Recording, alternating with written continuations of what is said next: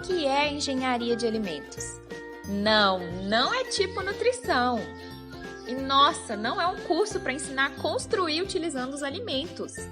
Gastronomia? Não. De certa forma, o engenheiro de alimentos projeta o processamento de um alimento. A engenharia de alimentos realmente envolve conhecimentos para projetar a produção de um alimento, desde a escolha da matéria-prima até a embalagem. Como? Eu vou te mostrar. Primeiro, ocorre a escolha da matéria-prima. Segundo, definição de todos os ingredientes. Terceiro, definição ou criação de um processamento. Quarto, escolha ou projeto dos equipamentos. Quinto, escolha ou criação de embalagens. Sexto, definição dos métodos de armazenamento e de transporte. E durante todas essas etapas, o engenheiro de alimentos garante e controla a qualidade do alimento. A maior atuação para o engenheiro de alimentos é nas indústrias de alimentos.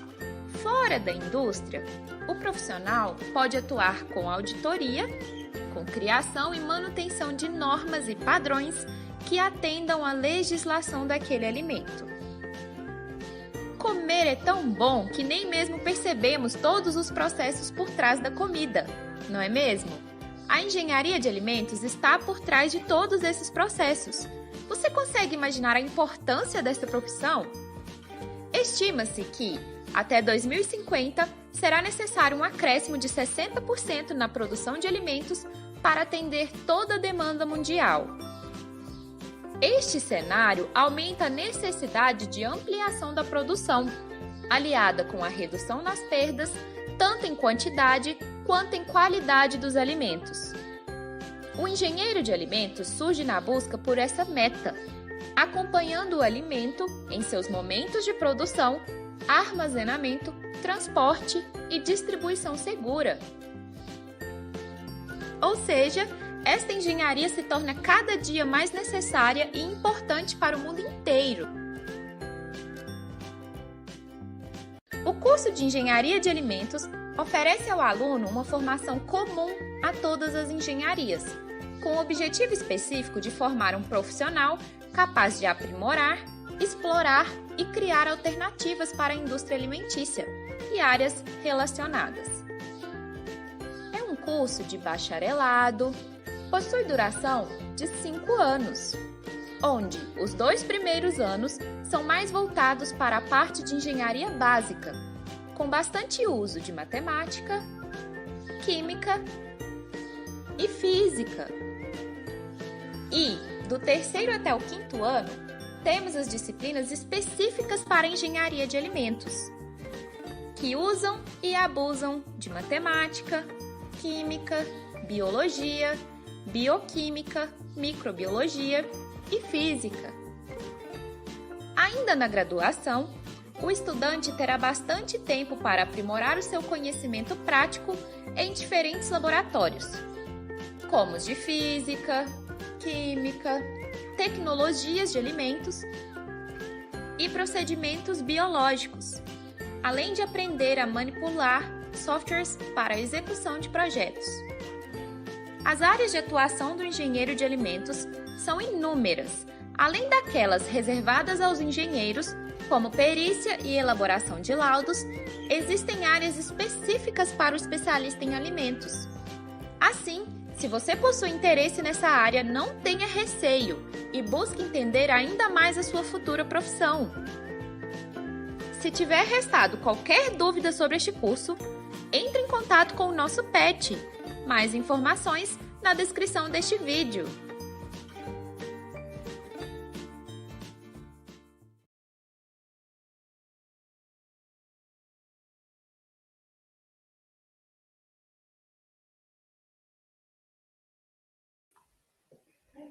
Boa noite a todos, sejam bem-vindos a mais uma palestra do evento Alimentando a Ciência, que é um evento do PET Engenharia de Alimentos.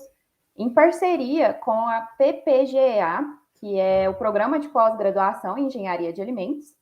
O meu nome é Micaela, eu sou membro do PET Engenharia de Alimentos, da Universidade Federal de Uberlândia, do campus UFO, Patos de Minas, e hoje nós iremos assistir uma palestra com o tema de obtenção e caracterização de hortelã em pó em spray dryer, que vai ser ministrada pela Pamela Oliveira. A Pamela é formada em Engenharia Química pelo Centro Universitário de Patos de Minas, o Unipam. E ela é a mestre, a recém-mestre, né, da Engenharia de Alimentos. Então, ela fez o mestrado no programa PPGEA, o programa de pós-graduação da Engenharia de Alimentos aqui, da UFO. E durante a execução, durante o decorrer da palestra, eu gostaria que vocês colocassem todas as suas dúvidas em formato de perguntas no chat. Então, se você tiver alguma dúvida e você quiser que a Pamela responda, você pode mandar para a gente no chat, que ao final da palestra eu vou passar todas as perguntas que forem feitas, todas as perguntas e dúvidas para a Pamela e ela vai responder ao fim da palestra. Então, agora eu vou passar a palavra para a Pamela e eu gostaria de falar que o PET Engenharia de Alimentos te agradece mais uma vez por ter aceitado o nosso convite, Pamela.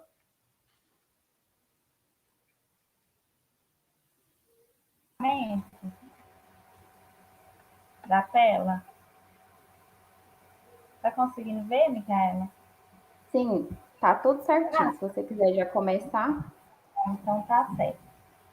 Boa noite a todos.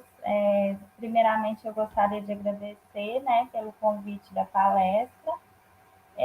E hoje eu venho apresentar a palestra, né, com o título do meu trabalho, que é a obtenção e caracterização de hortelã em pó em spray dryer.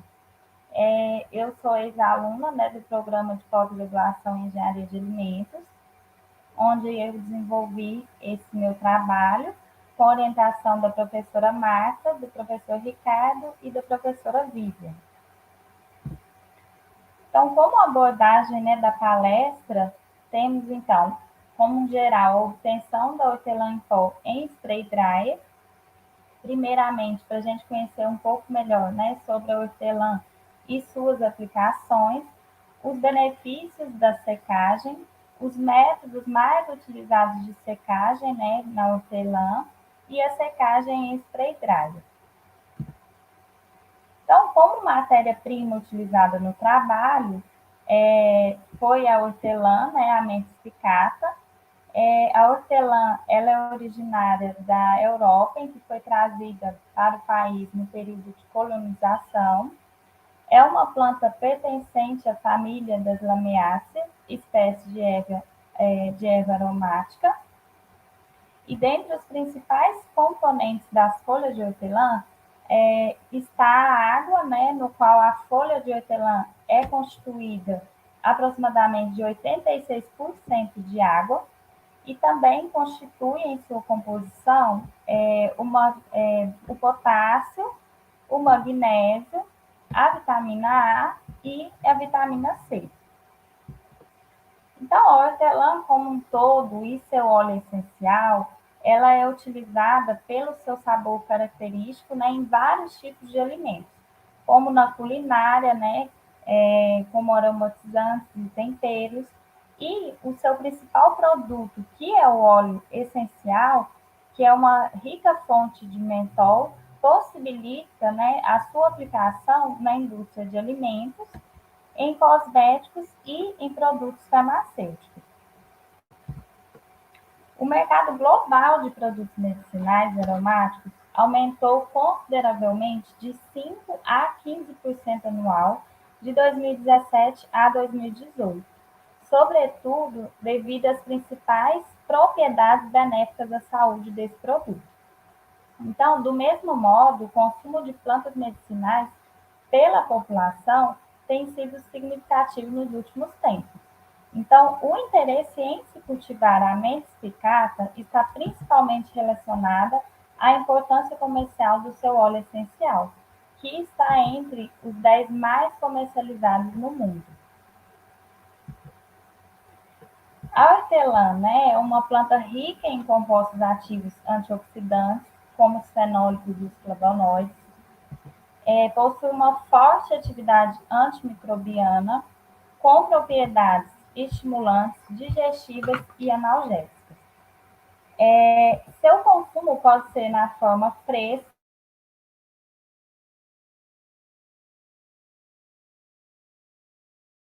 saladas, na forma seca, tradicionalmente, né, como chá de ervas, e na forma de extrato, como seu óleo essencial.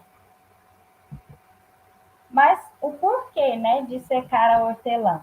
A hortelã é um produto perecível, né? Suas folhas frescas possuem em sua composição uma alta umidade, então a secagem vem como justificativa para aumentar a sua vida útil, melhorando assim a sua conservação, né? Preservando também as características das folhas e apresentando uma maior estabilidade química, física, microbiológica e farmacológica.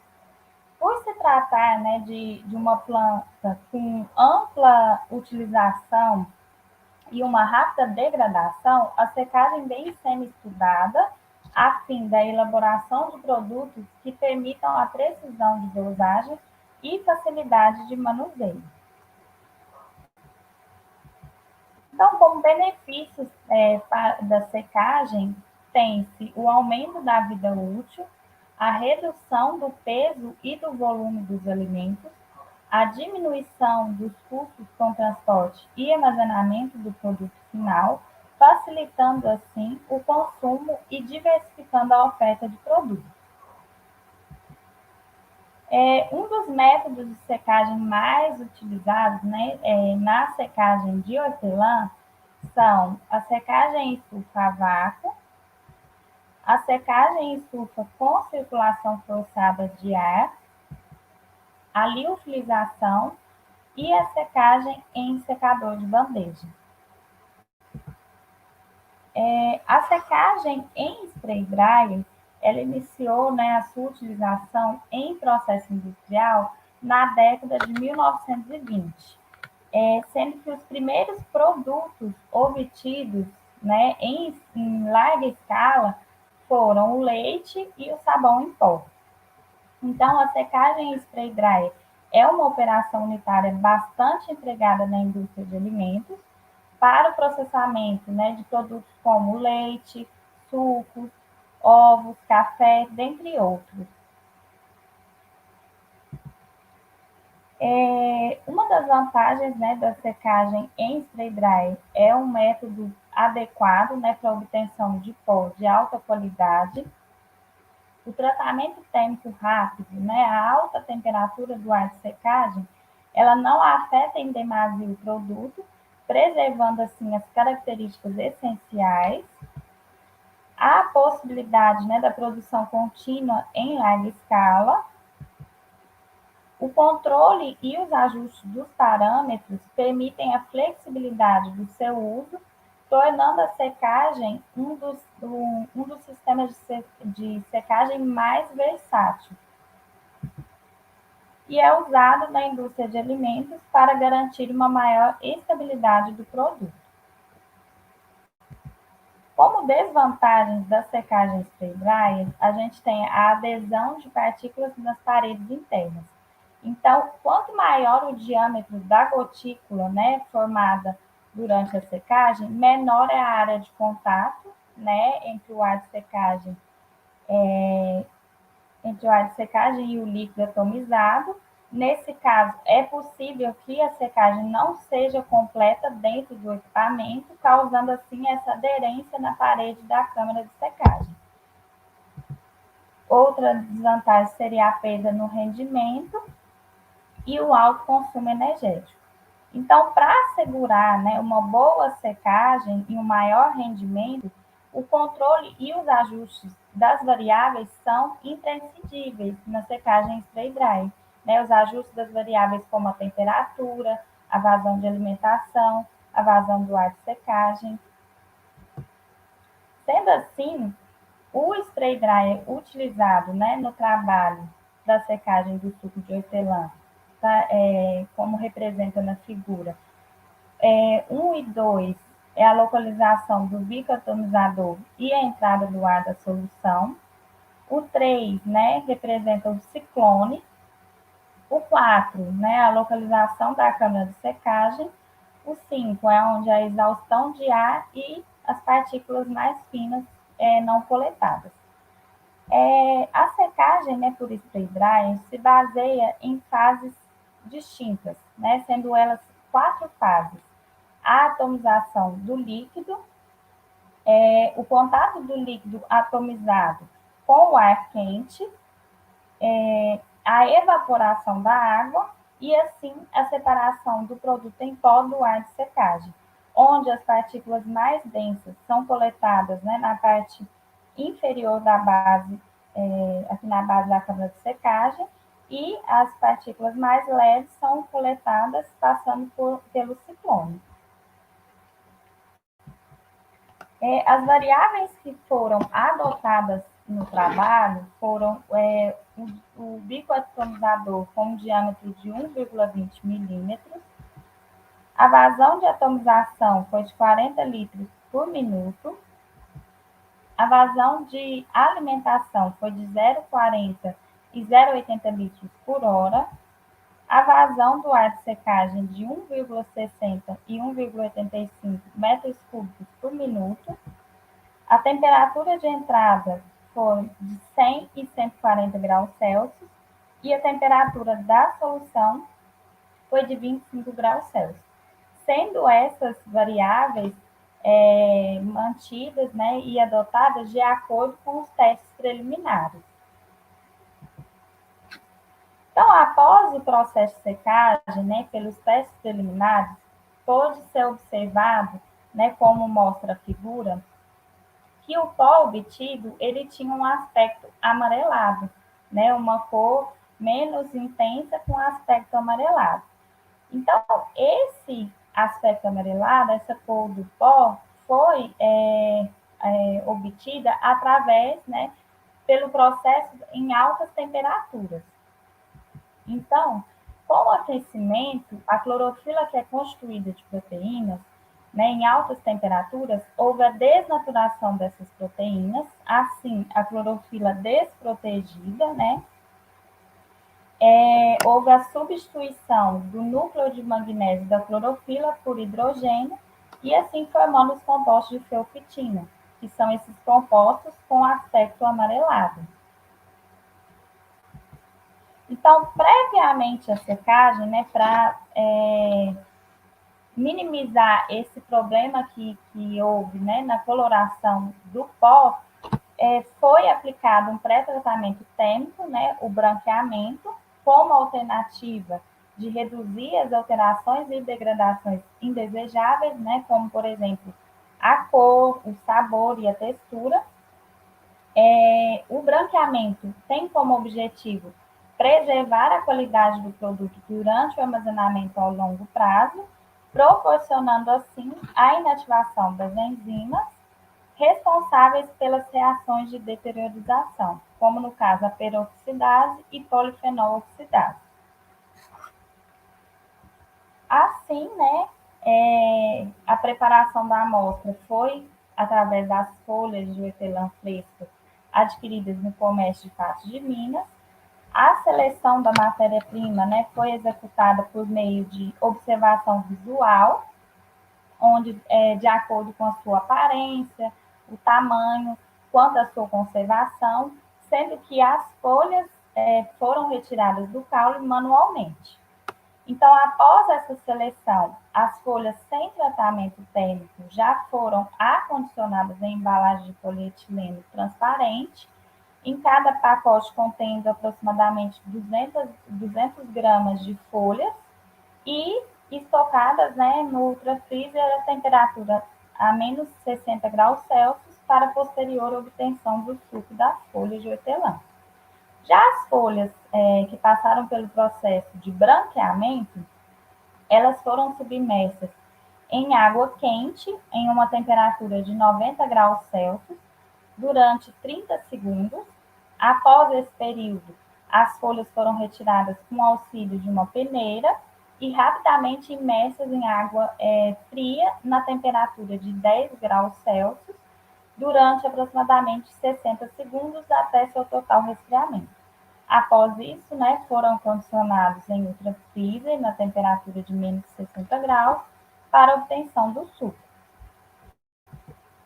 Então, como mostra, né, a ilustração, o suco de hortelã já preparado, né, sem branqueamento e com branqueamento, esse suco foi preparado com as folhas de hortelã ainda congeladas, né, trituradas com água em liquidificador industrial, com proporção de 1:3 em massa de folhas de hortelã em relação à água.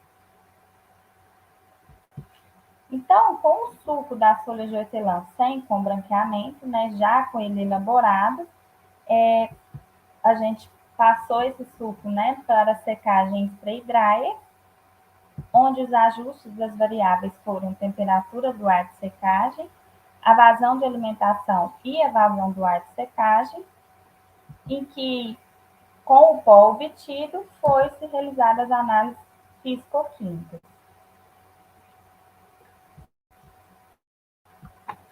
Aqui eu trouxe, né, a ilustração das folhas de hortelã frescantes do processo de branqueamento, do pó obtido após o processo de secagem sem branqueamento e do pó obtido após a secagem com branqueamento.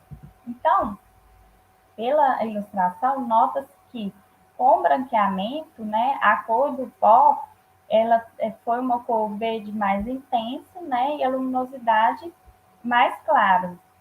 Então, também evidencia-se que o branqueamento teve um efeito benéfico quanto à cor. Após a secagem, né, com os pós já obtidos, foi realizada a caracterização físico-química dos pós sem e com branqueamento. Em relação à umidade, foi determinado por método gravimétrico, né, em estufa a 105 graus por 24 horas.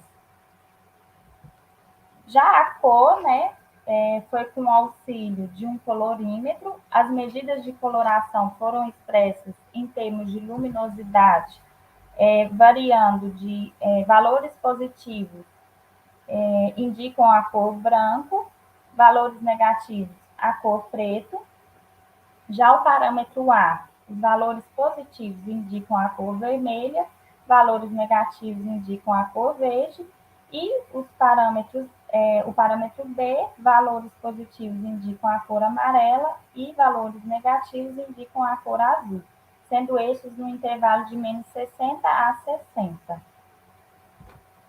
Para a concentração de clorofila total e carotenoides, foi utilizado aproximadamente 0,1 grama, né, da amostra, adicionando como solvente a acetona, né, 80%, assim realizando as leituras de absorvância. Já o teor de compostos fenólicos foi utilizado aproximadamente 0,4 gramas da amostra, sendo o solvente para extração o metanol 80%, e também assim, né, com o extrato já preparado, foi realizada as leituras de absorvância. A higroscopicidade, né, colocou-se aproximadamente 1 grama da amostra em um recipiente hermético com solução, né, saturada de cloreto de sódio. Essas amostras ficaram aproximadamente durante 7 dias e depois elas foram pesadas. A densidade bulk, né, que foi determinada colocando aproximadamente 5 gramas de pó em uma proveta graduada, né, essa proveta sendo batida até as diferenças expressíveis.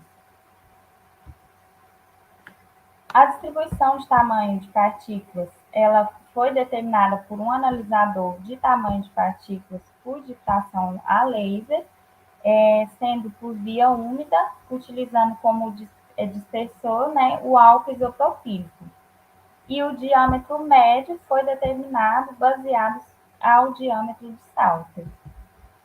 Já a microscopia, né, das amostras do pó foi empregando um microscópio eletrônico de varredura convencional, e o tempo de molhamento consistiu, né, na queda de 1 grama de pó sobre 80 ml de água, sendo que foi utilizado um cronômetro, né, para medição do tempo até que todas as partículas se molhassem. Assim, foi possível a obtenção e caracterização de hortelã em pó com e sem branqueamento em spray dryer. Quanto à cor, as amostras submetidas ao branqueamento apresentaram uma menor perda da coloração, né, resultando em partículas mais verdes e com maior luminosidade. E o branqueamento contribuiu para uma maior retenção dos pigmentos de carotenoides e altos teores de clorofila e fenólicos totais. Então, o estudo indicou que há a possibilidade de aplicações do pó de folhas de hortelã. Obrigada.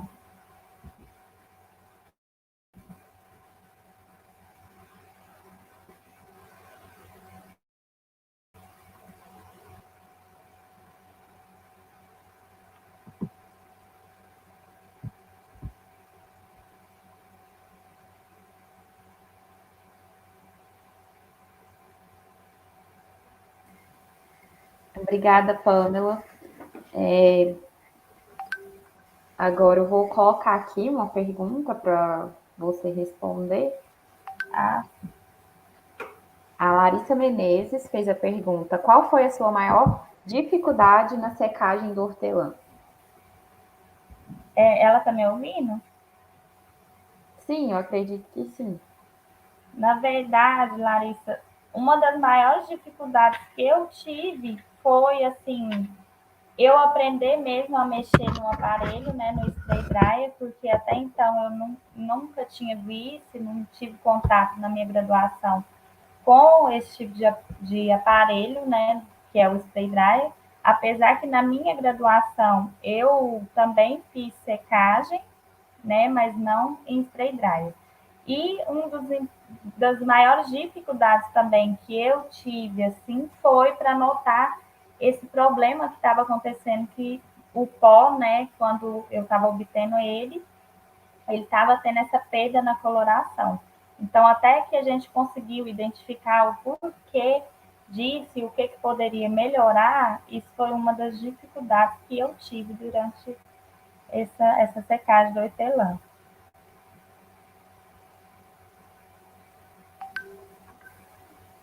A gente tem outra perguntinha aqui, da Túlia Midori.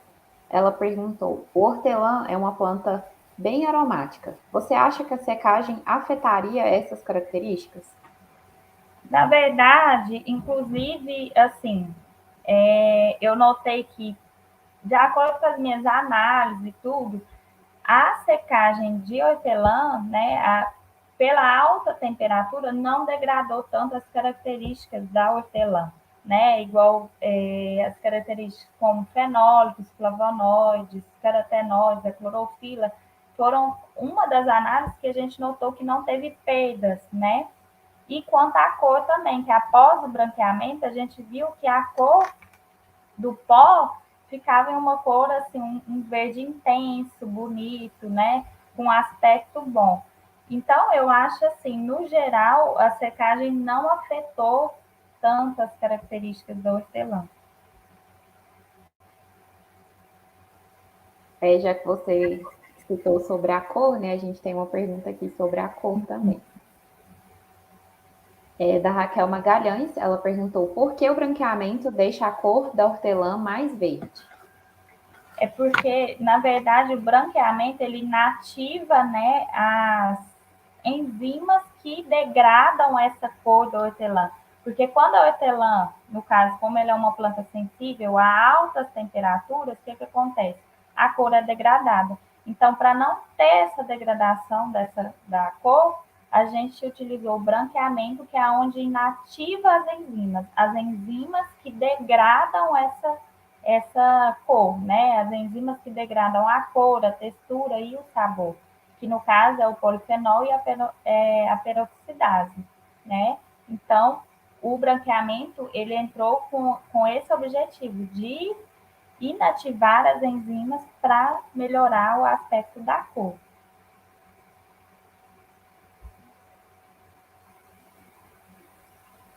A Júlia Souza também fez uma pergunta: qual a vantagem de utilização do spray dryer para a obtenção da hortelã em pó comparado a outros métodos existentes? Uma das vantagens, né, do spray dryer seria, né, que é um método que aí obtém um pó de alta qualidade, né?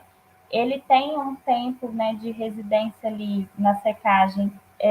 Esse tempo de residência da secagem é rápido, então, por ter um tratamento térmico rápido, mesmo tendo altas temperaturas, não afeta tanto o produto. Então, é uma das vantagens, a obtenção de um pó, né, de alta qualidade, no qual esse pó ele é fino e linear, né, garantindo aí uma padronização.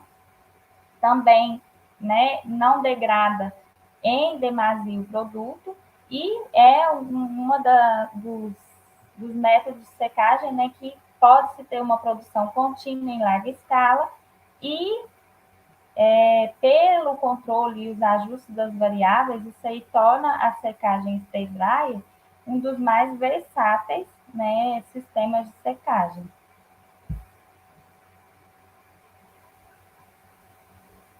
A Letícia Rafaela perguntou: como foi para você trabalhar com spray dryer para hortelã? Assim, eu vou ser um pouco sincera, até na verdade. O spray dryer é um aparelho assim, ele é fácil de se utilizar depois que você adota as variáveis, ajusta ali todas as variáveis. Você liga ali rapidinho, ele está funcionando. Mas ele tem alguns, como se diz, empecilhos que eu acho que isso mais é por ser laboratorial, né? Então, acaba que a lavagem dele é demorada, né? Até você secar, lava, depois volta todo o equipamento de novo para funcionar, então isso aí leva um tempo grande, mas isso também tudo porque é uma escala laboratorial, né? Então não é em larga escala. Então, uma das coisas que eu tive mais assim, empecilho foi mesmo nessa parte de lavagem, que eu achava mais difícil de trabalhar. Mas em relação à secagem, eu acho assim que a secagem spray dry é um dos métodos mais rápidos, pelo que eu já observei e olhando também pelos trabalhos já das minhas colegas, né, de mestrado, eu considero o spray dry um dos melhores aparelhos de se trabalhar.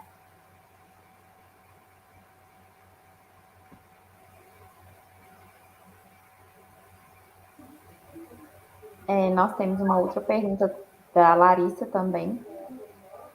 Ela já perguntou, agora ela perguntou de novo: onde a hortelã em pó é mais aplicada na área alimentícia? Na área alimentícia, a hortelã em pó, né, seria aplicada em sucos, né, sucos, deixa eu ver mais, em chá, né, como a gente já vê, né, o chá de hortelã, o pó também de hortelã poderia ser agregado em chá, sucos, chás, seria na forma mesmo de temperos, né, para molhos e saladas. Agora, na parte farmacêutica, né, ele seria utilizado em remédios homeopáticos, em antisséptico bucal, né, também ele é muito utilizado. Então, tem, assim, várias utilizações da hortelã. A Mariana Ferreira perguntou: a hortelã em pó obtida poderia ser utilizada em sucos em pó direto ou precisaria passar por algum outro processo para isso?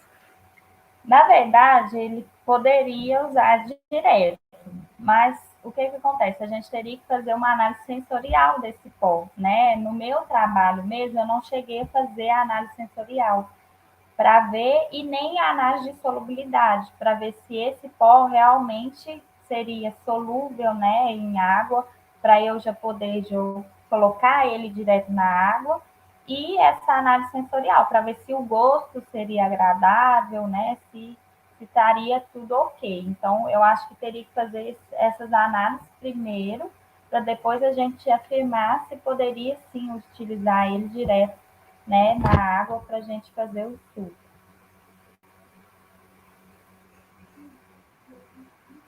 A Raquel Magalhães também colocou uma pergunta. Você acha que o branqueamento pode ter reduzido as perdas de nutrientes da hortelã, além dos compostos de coloração?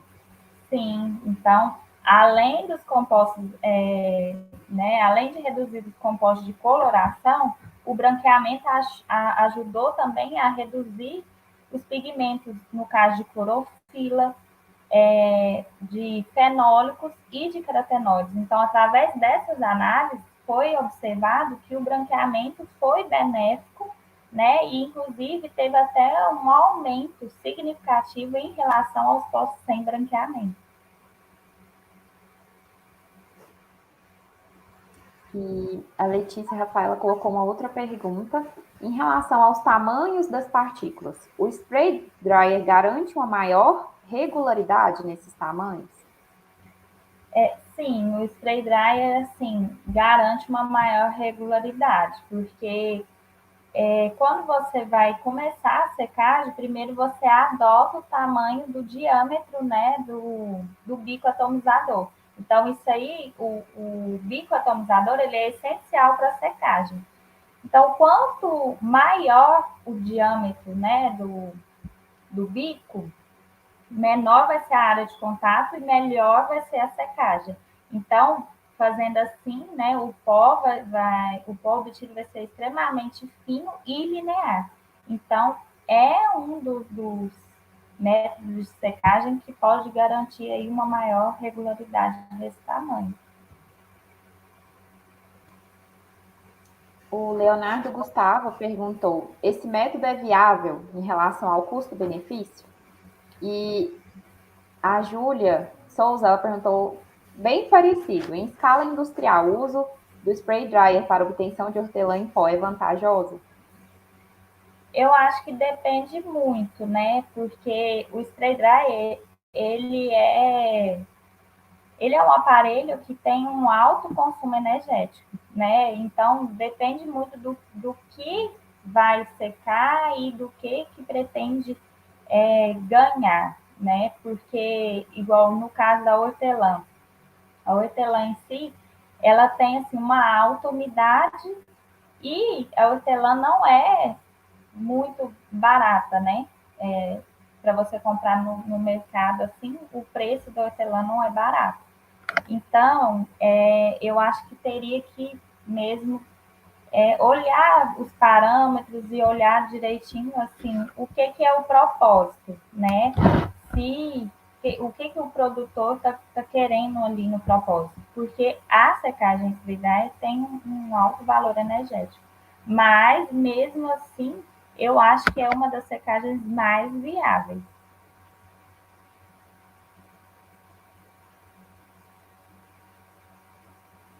Essa era a nossa última pergunta. Então, gente, eu gostaria que todos assinassem a lista de presença. Gostaria de agradecer mais uma vez à Pamela por ter aceitado o nosso convite. E a gente vai trazer outras palestras, né, do Alimentando a Ciência. Então, espero que todos assistam às próximas também. E é isso. Muito obrigada, Pamela. Obrigada a você, obrigada a todo mundo, né, da pós-graduação, do TET, pela oportunidade de estar aqui hoje e passar um pouco, né, da minha experiência e do meu trabalho que foi desenvolvido. Eu agradeço imensamente a todos.